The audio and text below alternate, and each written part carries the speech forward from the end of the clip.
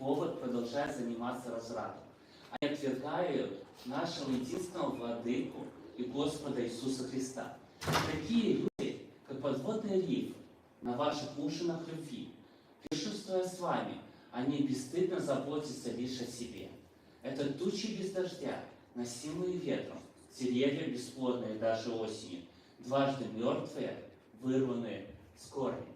Мы видим здесь и качество о том, что несмотря на то, что они отвергают благодать Бога, они говорят о том, что можно грешить, Бог в своей благодати все покроет. О том, что они отвергают Господа Иисуса Христа. Они присутствуют на ужинах любви. То есть они присутствуют в церкви, они участвуют в вечере, они живут церковной жизнью. Это не просто те люди, которые случайно зашли, что-то сказали и ушли. Это те люди, которые укореняются в церкви. Это те люди, которые ведут церковный образ жизни. Они участвуют в служениях, они участвуют в хлебопреломлении. И они этим самым вкрадываются в умы членов церкви. И также параллельные отрывы. Второе послание Коринфянам, 11 глава, 13, 14, 15 стих. Эти люди лжеапостолы, нечестные работники, притворяющиеся апостолами Христа. Впрочем, это неудивительно. Если сам сатана принимает вид ангела света, то не следует удивляться тому, что его служители принимают вид служителей праведности. В конце они получат то, что заслужили. Мы видим о том, что сатана не приходит под своим видом, то, что он приходит, все мы знаем его цель – убить, погубить и разрушить. Мы видим, что он приходит под видом ангела света, и его последователи принимают вид служителя праведности. Они приходят с целью, чтобы я тебе помогу, я тебя приму, я проявлю тебе любовь и заботу. И тем самым они вкладываются в доверие. Это очень интересный момент, когда мы можем определить, с кем мы общаемся и кому мы доверяем. Потому что, когда они будут приходить под своим видом, то мы говорим, что они будут уходить. Никому не хочется общаться с людьми, которые приносят только разрушение, которые на самом деле только свой эгоизм хотят принести. Но они делают вид, что они друзья. Они делают вид, что они любят, что они заботятся. И чаще всего это происходит, когда мы на кого-то обижаемся. Когда где-то в церкви нам кажется, что с нами не поздоровались, как нам хотелось. Нам не уделили столько времени, как нам хотелось. И так далее, и так далее. И чаще всего подходят такие люди. И они говорят, я уделю тебе время. Я проявлю к тебе заботу и любовь. Я поприветствую и поздороваюсь так, как ты хочешь. Но они будут дополнять дальше. Иуда, 19 стих. Эти люди производят разделение. Они будут разделять церковь. Они не будут говорить о том, что да, тебя не так поприветствовали, да, тебя не уделили достаточно времени. Подойди первым, поговори с этими людьми. Почему не нашел время для себя? Попробуй первым построить взаимоотношения. Нет, он наоборот будет отделять от церкви. Он будет говорить, он сам виноват действительно, что он не подошел. У него было свободное время. К тому человеку он подошел, а к тебе нет. И он будет разделять. Такие люди созданы на то, чтобы разделять церковь и уводить от Бога. Второй момент тактики лжеучителей – это второе послание Коринфянам, 11 глава, 4 стих. Если к вам кто-либо приходит и возвещает вам не того Иисуса, которого мы возвещали, или если вы получаете не того Духа, которого вы уже получили, или не ту радостную весть, которую вы уже приняли, то вы все это прекрасно терпите. Здесь говорится про трудности, которые они получают за следование за Христом. Но Павел предупреждает, что будут моменты, когда будут приходить люди и будут проповедовать Христа, учение Христа, но немножко другого.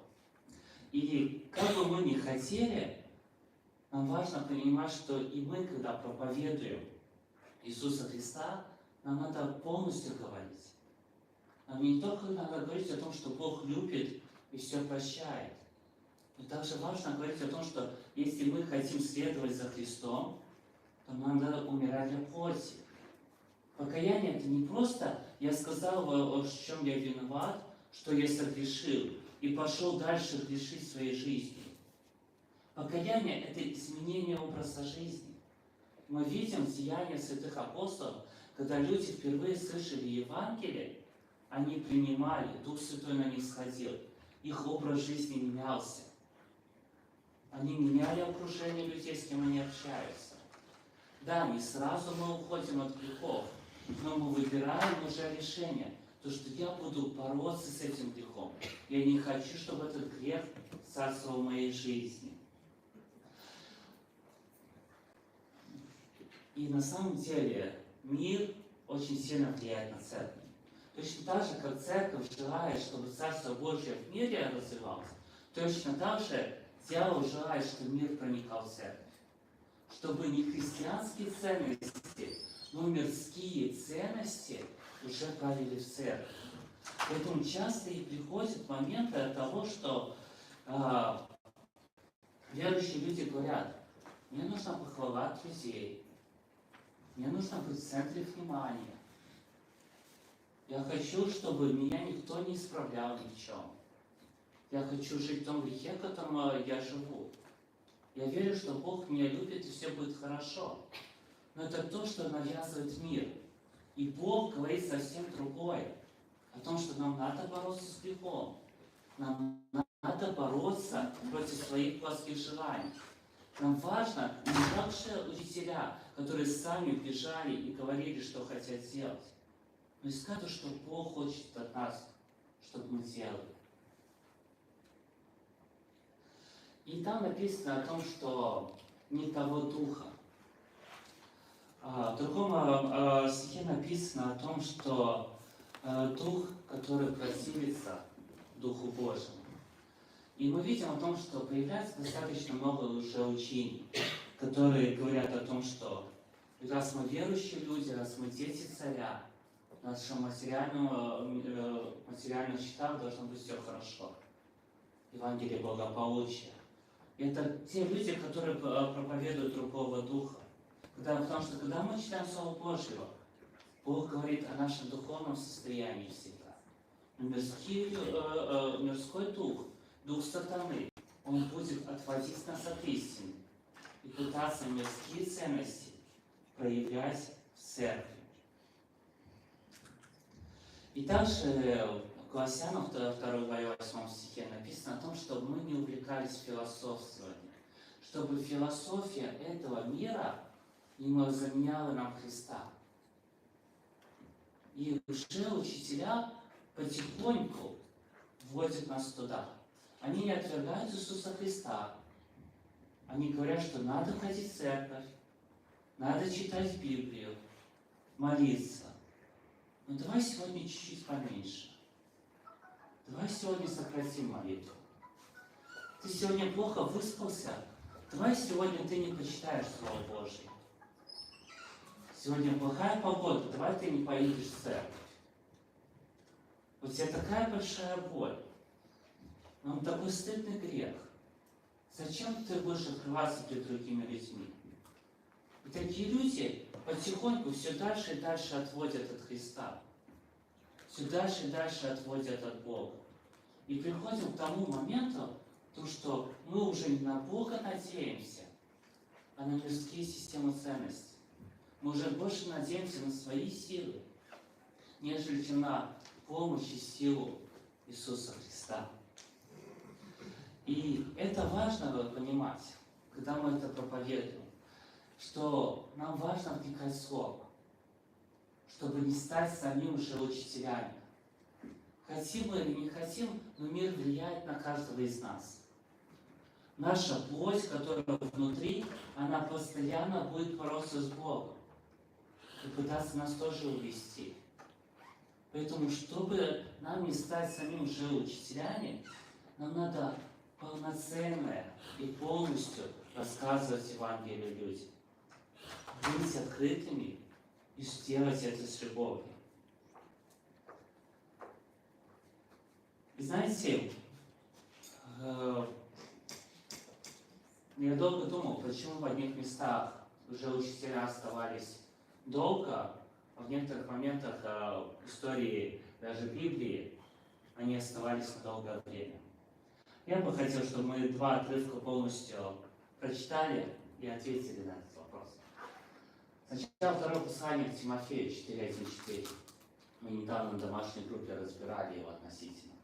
Перед Богом и Иисусом Христом, который будет судить живых и мертвых, и потому что Он вернется, чтобы править как царь. Я торжественно призываю тебя, возвещай Слово, будь настойчив, и в удобное, и в неудобное время. Исправляй, обличай, ободряй, терпеливо учи. Потому что наступит такое время, когда люди не будут выносить здравого учения.